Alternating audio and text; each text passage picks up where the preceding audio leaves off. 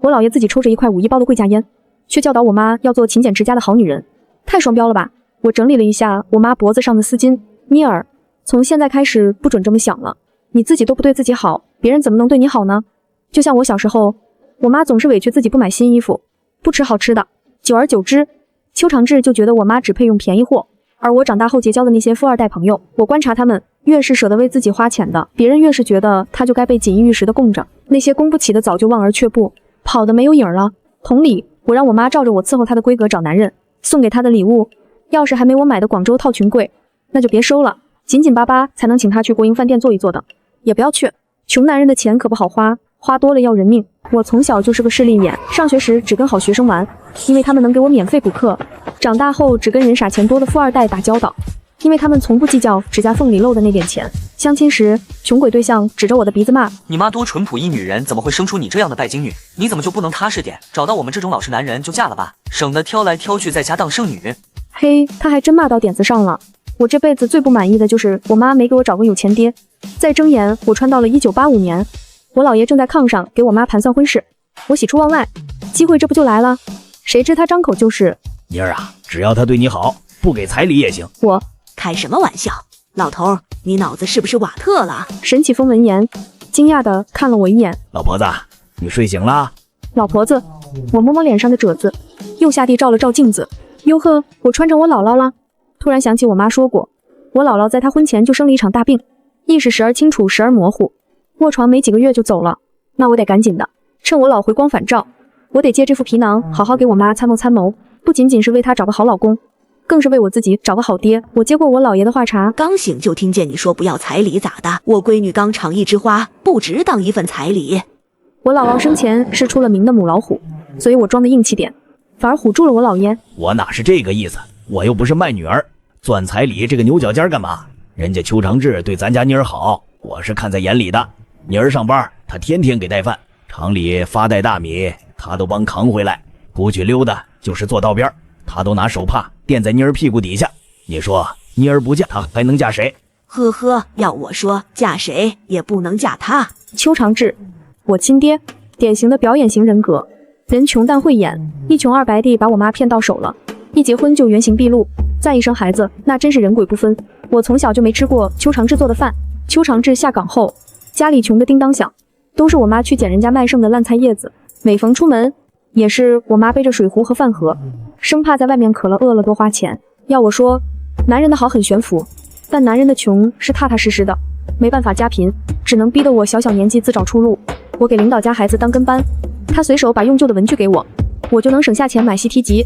我跟年级第一打好关系，他下课随便给我补补习，我就能考到重点高中。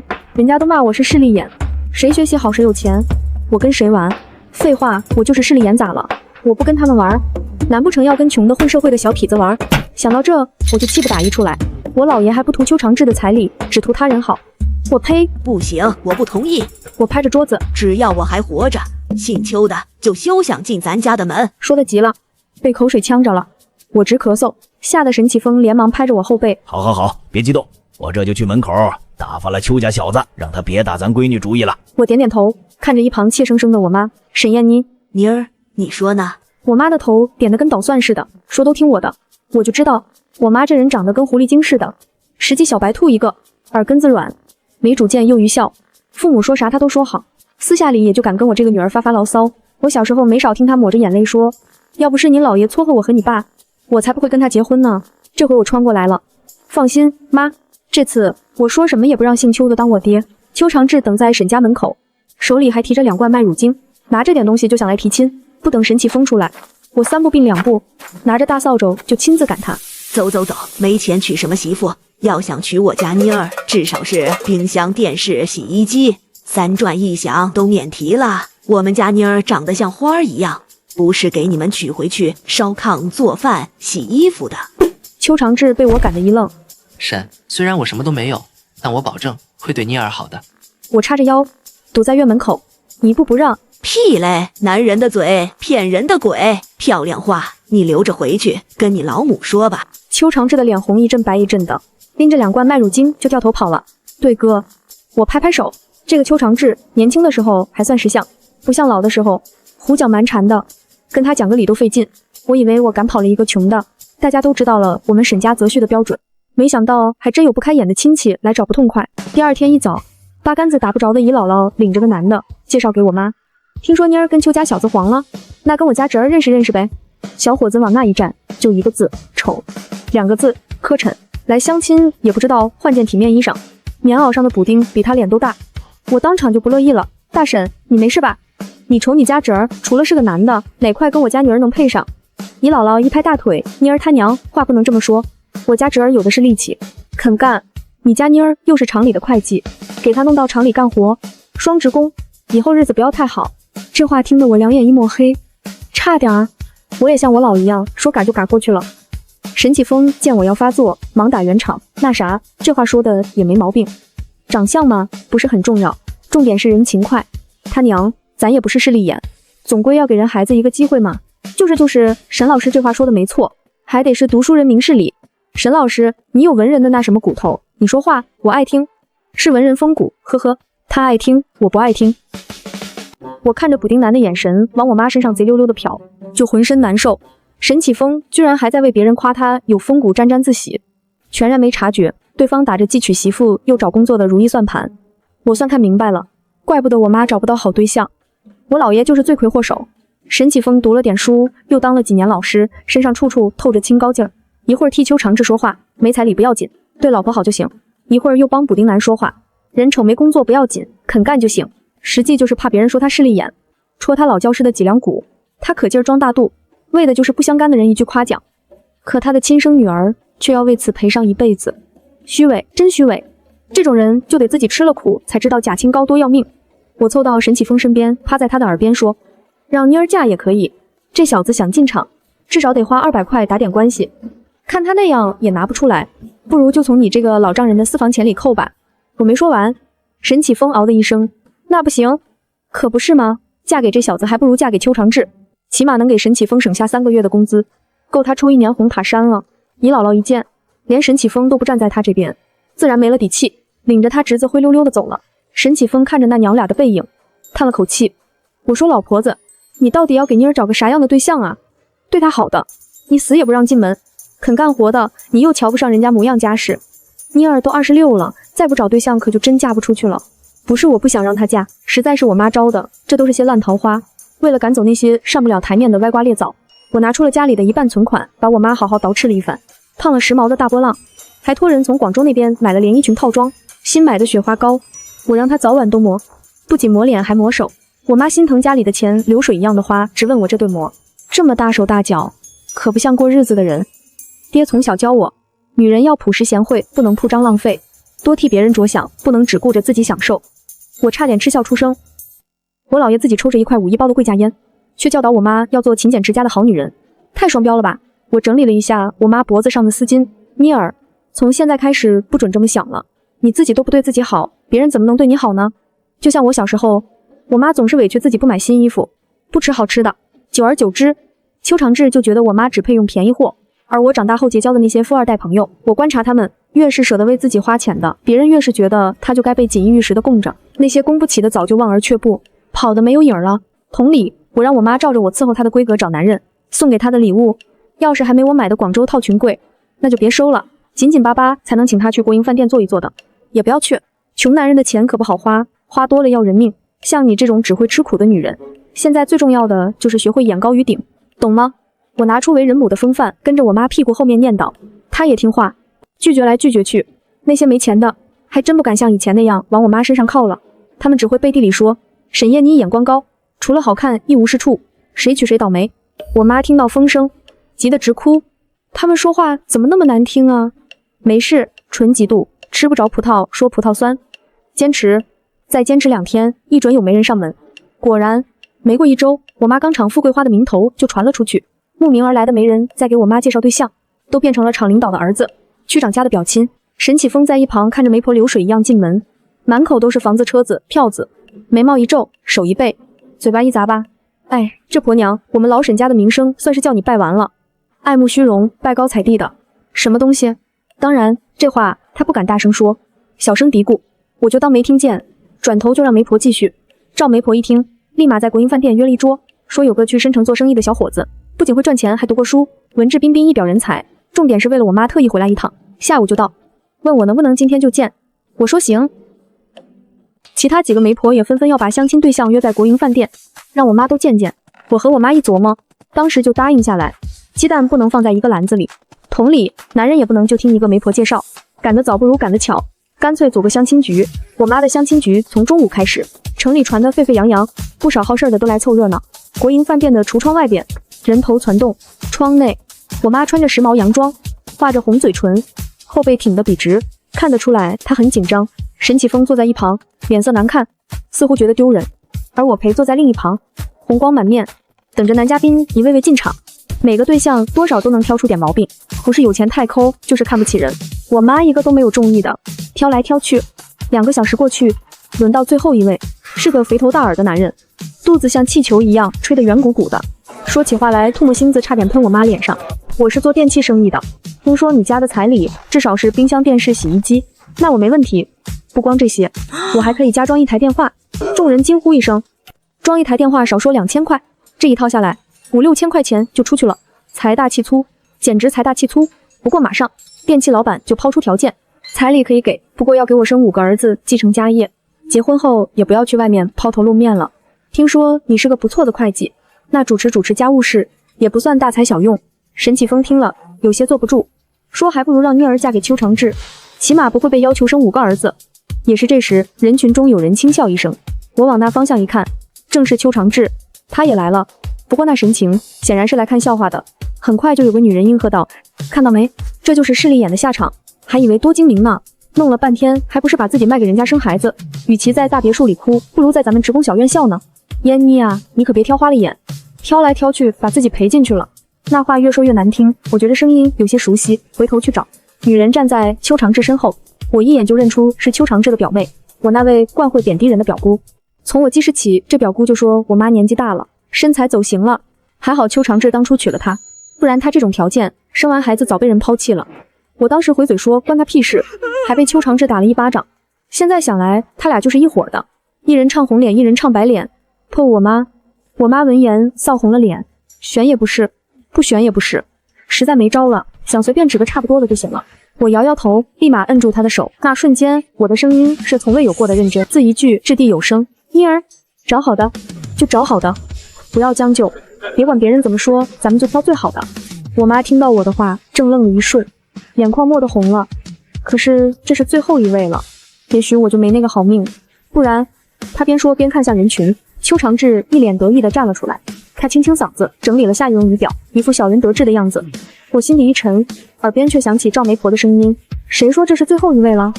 那个特意从申城赶回来的小伙子还没进门呢。”话落，饭店的玻璃门猛地被推开，男人高大的身材在地上投射出一条颀长的影子，霎时就将我妈和邱长志划分开来。抱歉，我来晚了。话音未落，所有人的目光都被这个男人吸引。女同志们捂着嘴小声议论，眼神止不住地往他身上瞟。男同志们则竭力掩藏眼中的嫉妒，生怕被别人看出自己露了怯。顾笑山身穿一身笔挺的毛呢大衣，脖子上围着一条卡其色的格纹围巾。饶是我看过那么多富二代的帅哥，还是觉得他气质超然，甚至莫名有一些眼熟。进门后，他简单搂了搂额边凌乱的发丝，便向我妈伸手问好：“你好，沈同志，我是顾笑山，飞机晚点，抱歉。”我妈怯生生地回握他的手，脱口而出的一句没关系，迅速染红了他的脸颊。我还头一回见他害羞的样子，娇憨可爱，让我忍不住多看几眼。飞机票那可贵哦，一般人哪坐得起飞机？不得了不得了！顾笑山听到众人追捧，并未夸耀，这点比起前几位相亲对象，倒是一股清流。装什么装？声音虽小，却完完整整地落到我耳朵里，心里莫名痛快起来，好像顾笑山站在那儿，就给我和我妈出了口恶气一般。临近傍晚，顾笑山体贴地点了几道家常菜，大家边吃边聊。席间他注意到我妈不爱吃辣，又默默加了几道清淡的炒菜。周围看热闹的迟迟不肯离去，他就叫服务员上几壶茶水记到他账上，办事说话滴水不漏，一看就是见过世面的人。我热络地让他介绍自己。我父母是钢厂老职工，住在单位分的房子里，哥哥姐姐早就在本地成了家，只剩我这个老幺去了南方读大学后就一直留在那里闯荡，到现在都是一个人。不知为何，听他说这话，我脑海里一直闪过一个中年男人形单影只的画面，顾笑山谈吐幽默，说起在外跑生意的意识，时常逗得我妈笑弯了眼睛。而谈到结婚，他又严肃起来，彩礼必须给，这是给女人的一个保障。我去南方做生意的第1年，就买好了3金，现金就是10001块，图个万里挑一的好彩头。众人一听，眼睛都直了，有几个家里有待嫁闺女的都蠢蠢欲动，想挖墙脚。我听着这条件，嘴角压都压不住，谁懂这对势利眼的吸引力有多大？这破天的富贵啊！我接，顾笑山明天就当我爸，妈妈快生我！有了这种有钱爹，我从小就不用捡亲戚家小孩的旧衣服穿，上学也不用忍受学霸阴晴不定的脾气，生怕他不给我讲题。入社会更不用在别的富二代手底下仰人鼻息，想想就爽得不得了。我咬着筷子，呲着大牙乐。谁知我妈皱着眉头把我拉到饭店大堂的角落，不等我8颗牙齿收回去，她就给我下了个晴天大霹雳。娘，要不还是算了吧。算了？怎么就算了？什么就算了？我滴个亲娘啊！别叫我娘，你是我妈。为啥呀？娘，她不说话，是不是担心是杀猪盘？我妈疑惑地看着我。哦，我忘了，她应该听不懂。我解释，就是担心顾笑山没那么有钱，他是故意做剧骗你的。不是，确实这点不用担心，赵媒婆做的媒还没出过什么岔子。顾家又是本地人，街坊四邻都是知根知底的，也跑不了。所以到底咋了？我的姑奶奶！我看着她一言不发的样子，一点办法都没有，急得在角落里团团转。一旁的邱长志见状，狗屁膏药似的贴过来。他那个表妹见我妈迟疑，更是唯恐天下不乱，张口就是燕妮，你不会是还惦记我哥吧？话落，邱长志得意的捋捋头发，下巴一抬，他那嘚瑟样似乎笃定了我妈心里有他。我差点被他油吐了，冲着他胡咧咧的表妹就怼了回去。我家妮儿就算不嫁给顾笑山，也不会嫁给你哥，连彩礼都拿不出来，还想靠一张嘴娶媳妇？做梦吧你！听我这么说，邱长志立马站直了身，脸色也变得铁青。婶儿，话也不必说的这么绝吧？我跟妮儿从进厂就认识了，我给她带过饭，领她去过公园，厂里每回发东西我都早早的去排队给她领一份。要论先来后到，我跟妮儿的感情可比那个突然冒出来的顾笑山深多了。说完，他猛地握住我妈的手，含情脉脉。妮儿，你自己说，你不想跟顾笑山处对象，是不是因为我？不知道是不是因为我用的是我老的身体。瞬间，我血压就高了。我扶着墙，等我妈给我来句痛快话。只见她猛地甩开邱长志的手。不是，邱长志，你想哪去了？好了，我血压又降回去了。那是咋回事儿？我一把将我妈从邱长志那儿拽了回来。那边被晾在饭桌上的顾笑山也闻声起身。我妈垂着眼，支支吾吾道：“我就是怕自己配不上他，毕竟他那么好。”邱家表妹一听，嘲讽道：“也是，人家顾笑山可是高考恢复后第1届大学生，你也就是个大专生。虽然看长相你也不差，可是这种好男人结没结婚，小姑娘都嘎嘎往上扑，人家能喜欢得了你一时，也未必喜欢你一世。到时候被人玩腻了净身出户，你再想找我哥这样的可就难喽。”我妈被说得眼眶泛红，她心里没底。我理解，可人不能因为怕就不去争取，更何况哪有什么配得上配不上的呢？你敢要，你就配。我妈听了我的话，似懂非懂。等回过神，顾笑山已经站在我们身后了。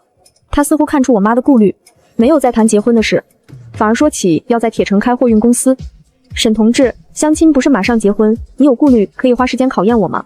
货运公司开起来，我至少要在铁城待3年，这期间你可以随时观察我，到底像不像那位女同志说的那样朝三暮四。要是没有，我请那位造谣的女同志向我道歉。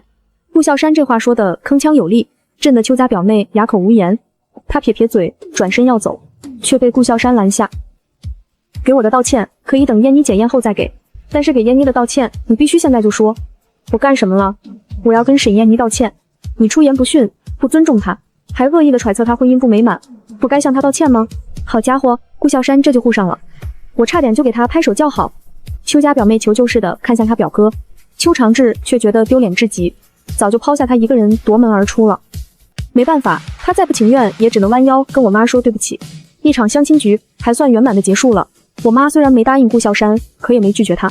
打那天开始，顾笑山开始正式追求我妈，早晚他都开着他那辆进口车接送我妈上下班，午饭也是他找家里的做饭阿姨做好的。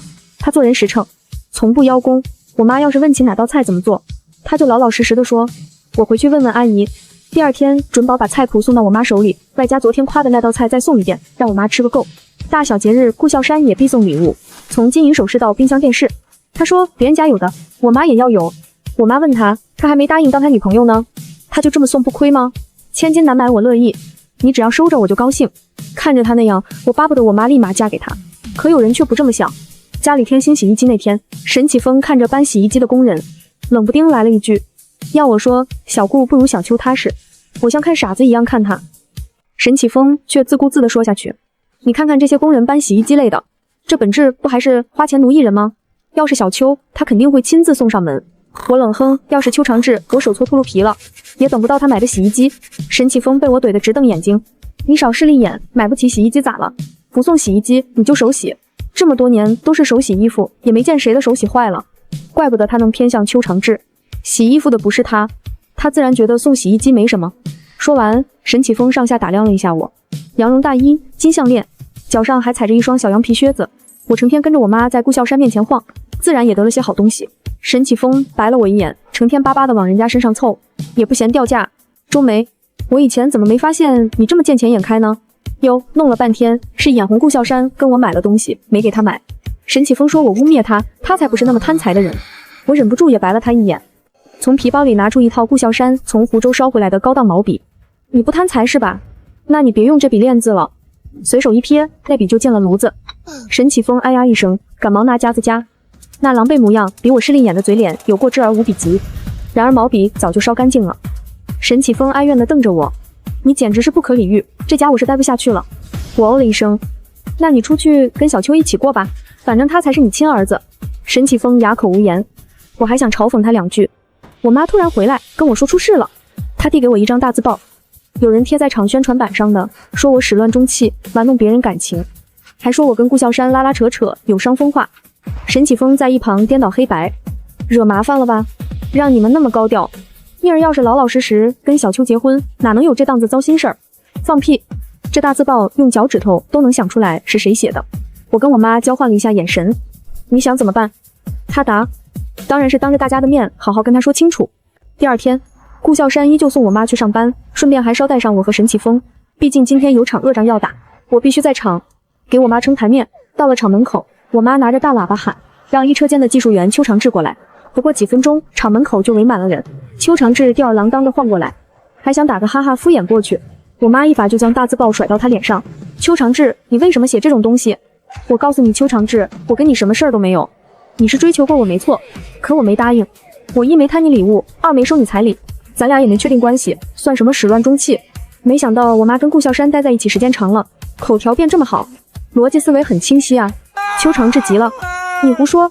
我没给你带饭吗？我没带你逛公园吗？我没排队帮你领东西吗？我为你付出那么多，就算是你没答应，怎么能说跟我一点关系都没有呢？”我扶额，这点破事儿能让邱长志讲一辈子。我妈气得嘴唇直抖：“饭是你做的吗？公园是你盖的吗？东西是厂子里发的节礼，是你自己掏钱买的吗？我是吃了你的东西，你给我送韭菜鸡蛋，我就还你自己做的红烧鸡翅。去公园划船，都是我给咱俩买的票。厂子发了2袋大米，你说家里人多不够吃，我还送了你1袋。要说你跟我的关系，就是你追求我，还得我倒贴给你钱，啥都别说了，还钱。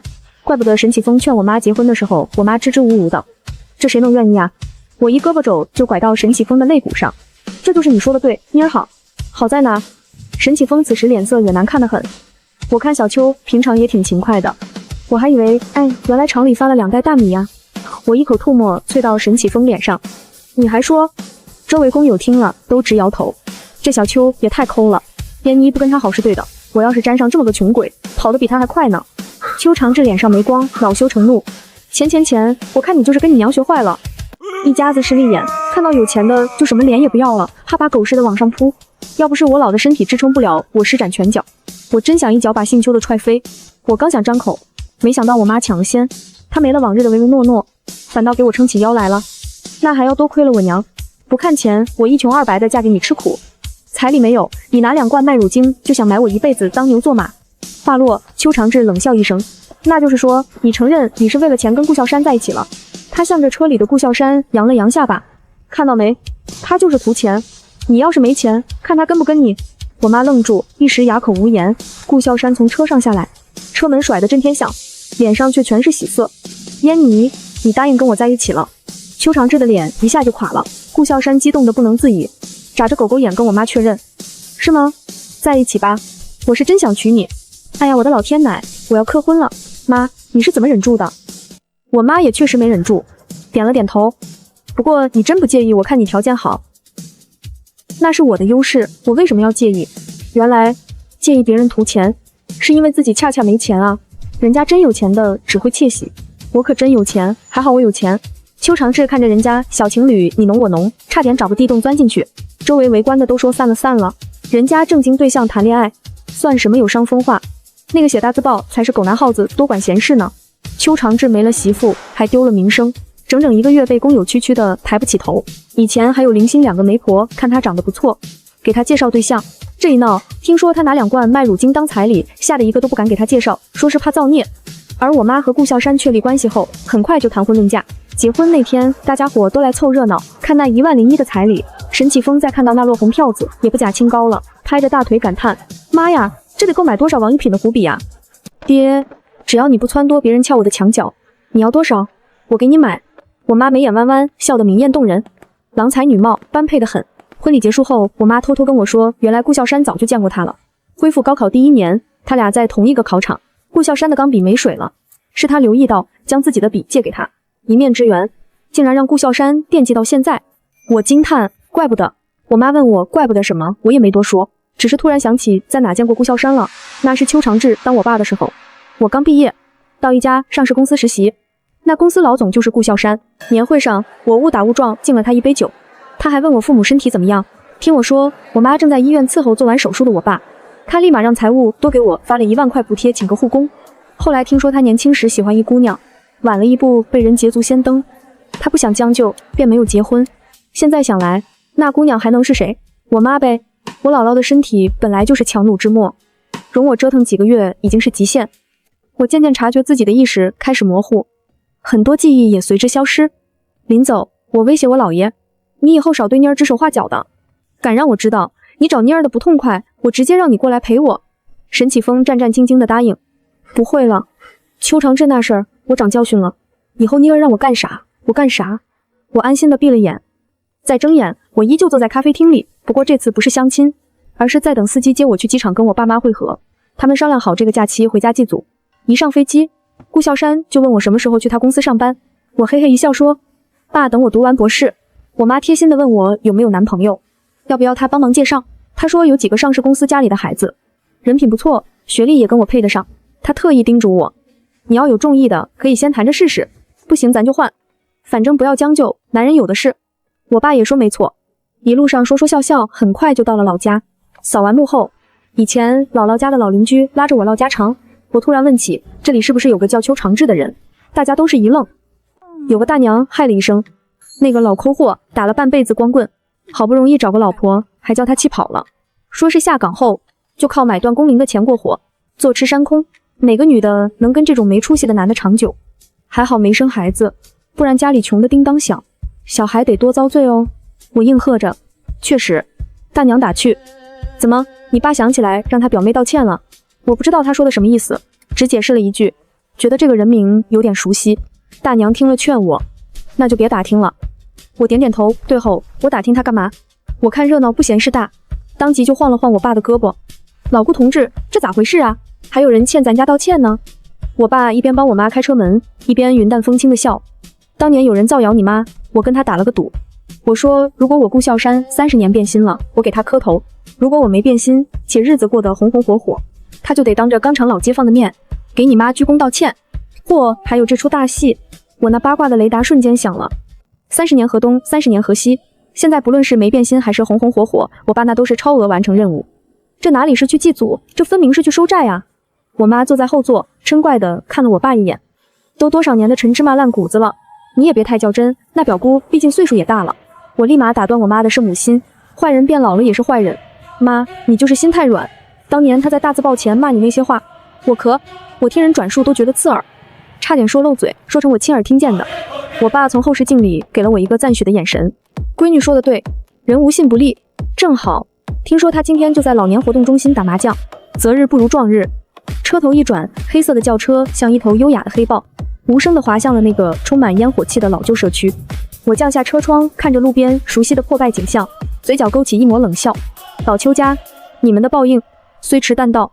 正想着，前面路口突然窜出一个拿着扫帚追打孩子的老太太，那刻薄的眉眼化成灰我都认识。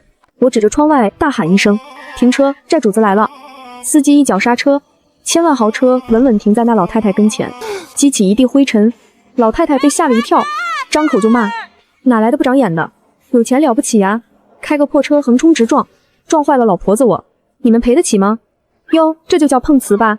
这表姑还是跟当年一样，又泼又辣，一点没变，就是脸上的褶子大概能夹死苍蝇了。”我推开车门，踩着7公分的高跟鞋，哒哒哒地走到她面前，摘下墨镜，居高临下地看着她。大妈，眼神不好就去配副眼镜，这路这么宽，你非往车轮子上撞，想碰瓷也得看清车标啊。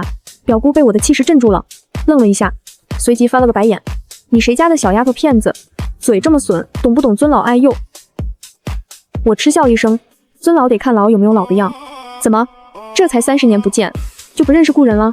这时候后座的车门缓缓打开，我爸顾孝山一身定制西装，扶着保养的像30多岁的我妈走了下来。阳光打在他俩身上，那叫一个光彩照人，跟这灰扑扑的街道简直是2个画风。表姑眯着眼睛瞅了半天，突然像见了鬼一样，指着我妈的手都在哆嗦。沈燕妮，我妈优雅地挽了挽耳边的碎发，微笑着点了点头。表姑好久不见，身子骨还硬朗啊，这哪里是问候，这简直是降维打击。表姑看看光鲜亮丽的我妈，再看看自己手里秃了毛的扫帚和一身起球的地摊货，脸上的表情精彩的像开了2房。就在这时，人群里钻出一个穿着跨栏背心，手里拎着瓶廉价白酒的秃顶老头，醉醺醺的凑过来。谁呀？谁喊沈燕妮？我看格，我看是不是眼花了？我定睛一看，乐了。这不仅是债主到了，连当年的正主也送上门来了。那醉鬼揉了揉浑浊的眼睛，看清我妈的瞬间，手里的酒瓶子啪的一声摔了个粉碎。妮儿！我不动声色地往我妈身前挡了半步，隔绝了邱长志那令人作呕的酒气。这就是我那个平行时空的亲爹。还好我姥姥也就是我当年力挽狂澜，不然我现在就得管这坨烂泥叫爸，还得在这个破弄堂里为了几毛钱菜钱跟人吵架，想想都一身冷汗。邱长志显然还没从震惊中缓过神来，目光粘在我妈身上，撕都撕不下来。毕竟我妈现在可是上市公司 CFO， 气质这块拿捏得死死的，再加上平时注重保养，看着比实际年龄小了1轮不止。反观邱长志，虽然眉眼间依稀能看出年轻时的小白脸模样，但早已被生活的困顿搓磨得面目全非，满脸横肉，眼神浑浊。邱长志往前踉跄了一步，下意识想伸手去拉我妈。妮儿，你还是这么漂亮。我爸顾孝山冷哼一声，长臂一伸，直接将我妈揽进怀里，眼神凌厉如刀。邱先生，请自重，这是我爱人。这一声邱先生喊的那叫一个讽刺。邱长志脸色一僵，这才注意到旁边的顾孝山，比起当年的意气风发，现在的顾孝山经过商海沉浮，更是多了几分上位者的威严。2人站在一起，一个是天上的云，一个是地里的泥。周围看热闹的老街坊越来越多，有人认出了我们，开始窃窃私语：“哎呀，这不是当年老沈家的闺女吗？发达了啊！看人家这车，这派头那是真发财了。这邱长志当年还嫌弃人家，现在肠子都悔青了吧？”表姑听着周围的议论，脸上挂不住了，眼珠子一转，又要开始作妖。她把手里的扫帚一扔，拍着大腿就开始干嚎：“哎呦喂，老天爷不开眼啊！有钱人回来欺负穷亲戚了。当年的老乡好见面，还要带个保镖拦着，这是心虚啊还是咋的？”我气乐了，这老钱婆这是想当众泼脏水。我刚要开口，我妈却轻轻按住了我的手。她看着表姑，眼神是从未有过的坚定和冷漠。表姑，30年之约已到，顾孝山既没有变心，也没有让我吃苦，当年的赌注，你是不是该兑现了？表姑的嚎叫声戛然而止，像是被掐住了脖子的鸡。她眼神闪烁，试图装傻充愣。啥赌注？我岁数大了，记性不好，听不懂你在说啥。我爸从怀里掏出一张泛黄的纸，那是当年他为了保护我妈，特意请居委会大妈作证写下的赌约。听不懂没关系，大家伙都记着呢。他展开纸张，朗声念道：“若我顾孝山负了沈燕妮，我愿散尽家财谢罪；若我待她如初，生活美满，邱家表亲需在众人面前向沈燕妮鞠躬道歉，收回当年始乱终弃的污蔑之词。”白纸黑字，甚至还有红手印。周围几个上了岁数的老邻居一看，立马想起来了。对，是有这么回事，当年还在宣传栏贴过呢。我也记得，那时候这老邱家的大姐嘴可毒了，非说人家小沈守不住财，舆论的风向瞬间倒向了我们这边。表姑脸涨成了猪肝色，却还在死鸭子嘴硬。那是小时候不懂事闹着玩的，都这么大岁数了，还要我给晚辈道歉，我不活了。说着，他竟然一屁股坐在地上，开始撒泼打滚。邱长志见状，似乎觉得自己作为男人的尊严受到了挑战，他借着酒劲，梗着脖子冲我爸吼道：“姓顾的，你别欺人太甚，就算你有几个臭钱，也不能这么侮辱人。妮儿当年跟我那是真心相爱，是你横刀夺爱，我真是被这人的无耻程度惊呆了。”我忍不住笑出声来。大叔，你那叫真心相爱，你那叫空手套白狼。两官卖乳精就想骗个媳妇，没骗成还倒打一耙。我妈当年那是眼瞎了一时，幸好治好了，不然现在跟你一起在大街上撒泼的就是她。邱长志气得浑身发抖，指着我的鼻子骂道：“你这没家教的丫头！”我爸脸色一沉，上前一步，强大的气场逼得邱长志连连后退。我的女儿，轮不到你来指指点点，你要是再敢对我家人不敬，别怪我不念旧情。邱长志被吓住了，缩了缩脖子，眼神却还在贼眉鼠眼的往我妈身上的珠宝首饰上瞟。突然，他像是想到了什么，换了一副无赖的嘴脸。行，让我们道歉也行，但得给钱精神损失费。毕竟当年妮儿跟我好过，这也算我的青春损失。见过不要脸的，没见过这么不要脸的。我妈都被气笑了，她看着眼前这个既熟悉又陌生的男人，眼里最后一点怜悯也消失殆尽。邱长志，你所谓的好过，就是我倒贴你饭票，倒贴你劳动力。如果真要算账，麻烦你先把当年吃的那些大米红烧肉的钱，按30年的通货膨胀率还给我。我妈慢条斯理的补了一刀。还有我当年送你的那条围巾，也是我省吃俭用买的毛线织的，虽然现在看来就是为了狗，但这狗粮钱你也得结一下吧。周围爆发出一阵哄笑声，哈哈哈哈，连吃软饭都要算账。邱长志你可真行，这哪里是前任，这分明是吸血鬼吗？邱长志的脸皮再厚，此刻也被扒得精光，红一阵白一阵的。他恼羞成怒，转头看向地上的表姑，别嚎了，还不嫌丢人？表姑见撒泼不管用，又被众人指指点点，只好灰溜溜地爬起来。但在金钱的诱惑下，这一家子的贪婪是刻在骨子里的。表姑拍拍屁股上的土，眼珠子骨碌一转，计上心头。行，以前的事儿咱不提。顾老板是大老板，手指缝里露一点都够我们吃喝一辈子。咱们毕竟是老乡，这抬头不见低头见的。要是能给我们家小军安排个工作，这欠我立马就到。小军估计是他那个同样不争气的儿子。我爸刚要拒绝，我抢先一步开口，安排工作，行啊。表姑和邱长志眼睛瞬间亮了，仿佛看到了金山银山。我抱着双臂，似笑非笑地看着他们。正好，我爸公司最近在招人，我看你们这体格，虽然干不了脑力活，但体力活应该没问题。公司大楼的保洁部还缺个刷厕所的，5险1金都有，怎么样？来不来？表姑的笑容僵在脸上。刷厕所？我耸耸肩，这可是凭劳动吃饭，光荣得很。怎么？难道你们只想躺着数钱？那不好意思，我家不开善堂，也不养巨婴。表姑气急败坏，你这是羞辱人！我爸突然厉喝一声，打断了他们的胡搅蛮缠。现在，立刻，马上，否则别说工作，从明天起，我会让律师好好跟你们算算当年的造谣诽谤罪。虽然过了追诉期，但我有的是办法让你们在这条街混不下去。我爸这人平时笑呵呵的，真要是动了怒，那可是雷霆手段。钢厂这片老区虽然破旧，但也讲究个面子，要是真惹上了大老板，以后谁还敢跟邱家来往？表姑被吓破了胆，再也不敢提什么条件。她颤颤巍巍地走到我妈面前，在几十双眼睛的注视下，极其不情愿地弯下了她那根金贵的腰。嫣妮，对不起，当年是我嘴欠，是我心眼坏，我不该乱嚼舌根子。你是好人，是我猪油蒙了心。声音虽然小，但在安静的街道上却格外清晰。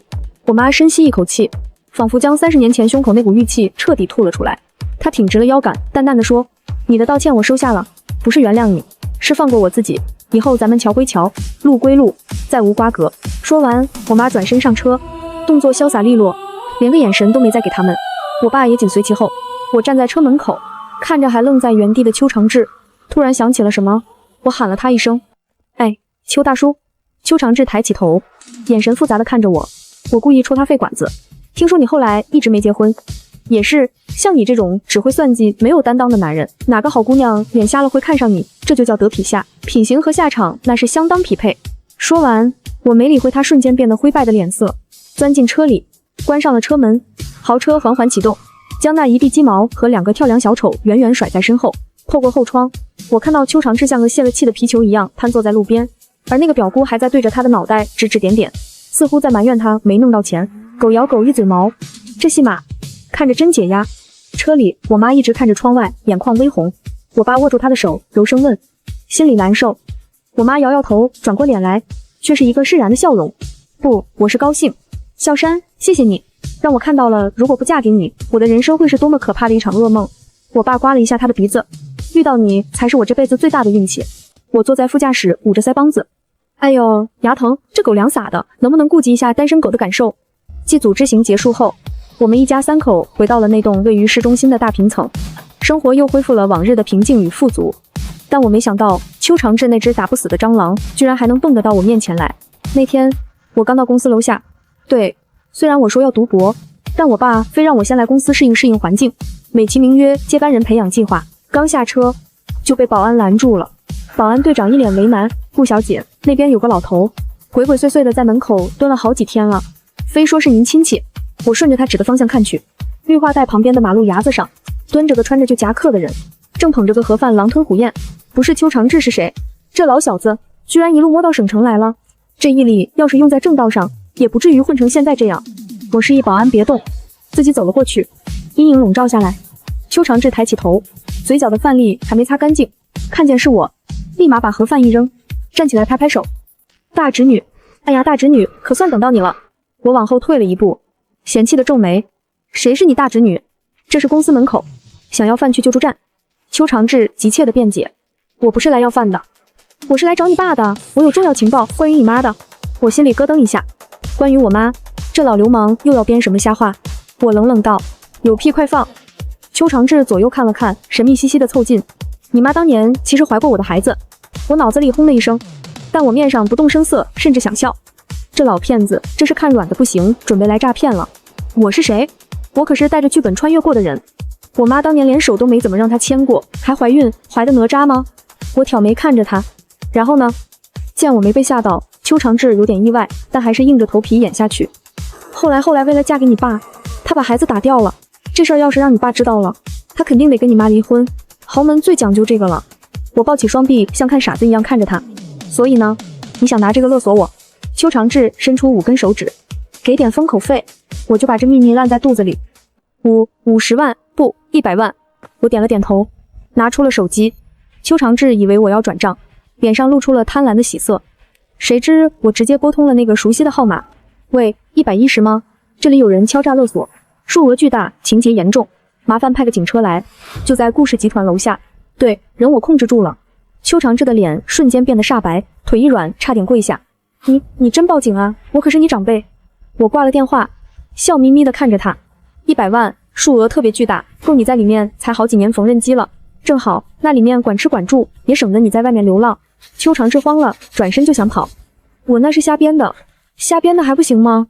但这会儿正是上班高峰期，几个身强力壮的保安早就把他围住了。我冷笑，那更是造谣诽谤，罪加一等。没过多久，警笛声响起，看着邱长志被警察叔叔押上车的背影，他在车窗里还在声嘶力竭地喊：“我是沈燕妮的老乡，我是老乡啊！”可惜没人理他。这事儿甚至都没用惊动我爸妈，我直接让公司法务部跟进了，专业律师团队伺候他一个，也算是给足了他面子。晚上回家吃饭，我把这事儿当笑话讲给我爸妈听。这人怎么能无耻到这种地步？幸好当年没瞎眼跟他。我爸倒是淡定，给我妈加了一块排骨。这种人就是癞蛤蟆爬脚面，不咬人膈应人。进去了也好，让他清醒清醒。我爸话锋一转，严肃地看着我，虽然你处理得不错，但下次遇到这种亡命之徒，还是得先保护好自己，别逞强。我吐了吐舌头，我这不是知道咱们公司安保好吗？这件事之后，邱长志彻底从我们的生活中消失了。听说因为敲诈勒索未遂，加上之前的寻衅滋事，被判了几年。等他出来，估计连碰瓷的力气都没了。日子一天天过去，我顺利读完了博士，正式进入集团工作，在商场上厮杀久了，我也渐渐明白了一个道理，所谓的势利眼，其实是一种自我保护机制，远离那些消耗你的人，靠近那些滋养你的人。这不仅是交友准则，更是生存智慧。就在我以为生活会一直这么顺风顺水下去的时候，家里突然来了一位不速之客，是一个年轻的女孩，长得竟然跟我有几分神似。那女孩站在我家客厅里，穿着洗得发白的牛仔裤，局促不安地绞着手指。叔叔阿姨好，我叫陈小满。我妈一脸茫然，热情地招呼她坐下。小姑娘，你找谁啊？女孩抬起头，怯生生地看了我爸一眼，突然扑通一声跪下了。顾叔叔，求求您救救我妈，他说只有您能救他。我爸也懵了，你妈是谁啊？我妈叫陈秀芳，是您当年资助过的那个大学生。陈秀芳这名字有点耳熟，我脑海里灵光一闪，想起来了，当年我穿越的时候，在饭桌上听我爸提过一嘴，他说他在南方做生意时，顺手资助了几个贫困学生。难道这又是那该死的桃花债？我妈的脸色肉眼可见的变了，审视的目光在女孩和我爸之间来回扫视。我爸急得直摆手，燕妮你别误会，我那是纯资助，连面都没见几次，都有记录的。我上前把女孩扶起来，那你先起来说话，你妈怎么了？为什么要找我爸救命？我妈得了尿毒症，需要换肾，手术费要好多钱，我们家拿不出来。她说顾叔叔是大好人，当年就帮过她，这次一定也会帮她的。原来是来借钱看病的，虽然这道德绑架的方式让人有点不舒服，但如果是人命关天，倒也能理解。我松了口气，刚想说这钱我们出了，谁知那女孩下一句话直接让屋里的气温降到了冰点。而且我妈说我其实是顾叔叔的女儿。整个客厅死一般的寂静，我手里的茶杯哐当一声掉在茶几上，我爸更是像被雷劈了一样瞪大眼睛，你说什么胡话？我这辈子除了燕妮，连别的女人手都没摸过。女孩哭得更凶了。我妈说那年您去南方出差，喝醉了就在那个招待所。我爸这种文雅人直接爆了粗口，我顾孝山酒品那是出了名的好，喝醉了只会睡觉，绝不可能乱性。我妈没说话，只是脸色苍白的坐在沙发上，手指紧紧抓着衣角。这剧情怎么突然从爽文变成狗血伦理剧了？我看着那个叫陈小满的女孩，虽然她哭得梨花带雨，但我总觉得哪里不对劲。太巧了，长得像我，又正好在这个时候出现，还带着这么个惊天大雷。我冷静的开口，打破了僵局，那就做亲子鉴定吧。现在科技这么发达，是不是亲生的，几根头发就能搞定？女孩的眼神明显闪烁了一下。我妈还在医院等着救命钱。我盯着她的眼睛，一字一顿地说，钱可以先垫付，但如果是骗局，这钱就是你们下半辈子的牢饭。陈小满显然没料到我会这么强硬，在他的剧本里，大概是有钱人为了息事宁人，或者被私生女这个名头吓住，会乖乖掏钱。可惜他遇到的是我，一个拥有2式技艺、鉴表能力满级的势利眼。我步步紧逼，怎么不敢？我爸也回过神来，气得满脸通红。做，必须做，我现在就联系医院，我就不信了这个邪。我妈这时候也冷静下来了，她毕竟是 CFO， 理智回归后立刻发现了漏洞。我妈冷冷地看着女孩，你说你是90年生的，那年老顾确实去过南方，但他全程都是跟我一起去的。那个招待所我也住了，难道你是从石头缝里蹦出来的？谎言被当场拆穿，陈小满的脸瞬间白得像张纸，他开始语无伦次。我可能记错年份了。我嗤笑一声，记错年份，连自己哪年生的都能记错，小妹妹骗术不到家啊。说吧，谁指使你来的？陈小满还要狡辩，我已经拿出了手机，打开了录音功能。你要是不说实话，等警察来了，性质可就变了。诈骗未遂也是罪，而且这涉及金额巨大，够你把牢底坐穿的。心理防线一旦崩溃，也就一瞬间的事。陈小满瘫坐在地上，哇地一声大哭起来。别报警！我说是一个男的让我来的，他说只要我演这场戏，就给我5万块钱救我妈。我妈是真的病了，我是真没办法了啊！我和我爸对视一眼，长什么样？个子不高，秃顶，看起来很落魄。哦，对了，他好像姓邱。破案了，又是邱长志，这老东西不是在牢里吗？怎么又出来作妖了？邱长志还在服刑，刑期还没满。我问陈小满，你有那人的照片吗？陈小满哆哆嗦嗦地拿出手机，翻出一张偷拍的照片。照片上的人虽然只露了个侧脸，但我一眼就认出来了，那不是邱长志，那是邱长志那个不争气的表侄子小军。原来是这孙子，表姑那一家子还真是阴魂不散啊！估计是看邱长志进去了，不仅没吸取教训，反而觉得这是个发财的路子，想来个富贵险中求。这哪里是富贵险中求，这分明是找死急先锋。得知真相后，我妈反而松了一口气，只要不是我爸真犯了原则性错误，其他的妖魔鬼怪对我们来说都不叫事儿。那个叫陈小满的女孩确实有个生病的妈，但也确实是被利用了。看着她那副可怜样，我妈终究还是心软了。医药费我们可以帮你垫付一部分，算借给你的，以后工作了慢慢还，但你要配合警察把那个叫小军的抓出来。陈小满感激涕零，磕了好几个头才走。至于那个小军，根本不用我出手，警察顺藤摸瓜，在一家黑网吧里把他揪了出来。这家伙比邱长志还没重，刚进局子就全招了。他说他就是嫉妒，凭什么我们家过得那么好，他们家就得在泥潭里挣扎？他想搞臭我爸的名声，顺便讹一笔钱远走高飞。结果飞没飞成，直接飞进铁窗跟他表叔团聚去了。这下好了，老邱家2代人才都在里面会师了。处理完这些糟心事，家里终于彻底清静了。那个周末，我整理旧物时，翻出了一个生锈的铁皮盒子，那是我姥姥留下的遗物。打开盒子，里面静静地躺着一支钢笔，那是我妈当年借给顾笑山的那一支。笔帽上已经有了磨损的痕迹，但被擦拭得很干净。在那支笔下面，还压着一张泛黄的字条，字迹我很熟悉，那是我穿越回来后的姥姥写的。上面只有短短的1行字：妮儿，这辈子妈给你选了条好路，大胆往前走，别回头。眼泪瞬间模糊了我的双眼。原来，即使记忆模糊，姥姥的爱也从未消失。她用尽最后一点力气，为我妈，也为后来的我，逆天改命，铺就了这条繁花似锦的路。我拿着那张字条，走到阳台上。楼下花园里，我爸正在给我妈修剪她最爱的月季花，阳光洒在她们身上，岁月静好的像一幅画。我妈似乎感觉到了什么，抬头看我，笑着招手：“发什么呆呢？快下来，今晚你爸做糖醋排骨。”我大声应道：“来啦！”我把字条小心翼翼地收回盒子里，那是我们家最珍贵的传家宝。你看，大家都说我势利眼，没错，我就是势利眼。我嫌贫爱富，我趋利避害，但我爱的富是精神与物质的双重富足，我避的害是那些试图拖你下水、消耗你生命的烂人烂事。在这个光怪陆离的世界里，做一个清醒的势利眼，其实是对自己和家人最大的负责。我不仅要当势利眼，我还要当得理直气壮，当得风生水起。毕竟，只有当你站得足够高，那些曾经想要踩死你的蝼蚁，才会变成你需要弯腰才能看见的尘埃。我踩着轻快的步伐下楼，扑进那充满了糖醋排骨香味的幸福里。至于那些还在泥潭里挣扎的人，抱歉，那是他们自己选的路，关我屁事。走喽，我的总裁千金生活才刚刚开始呢。全文完。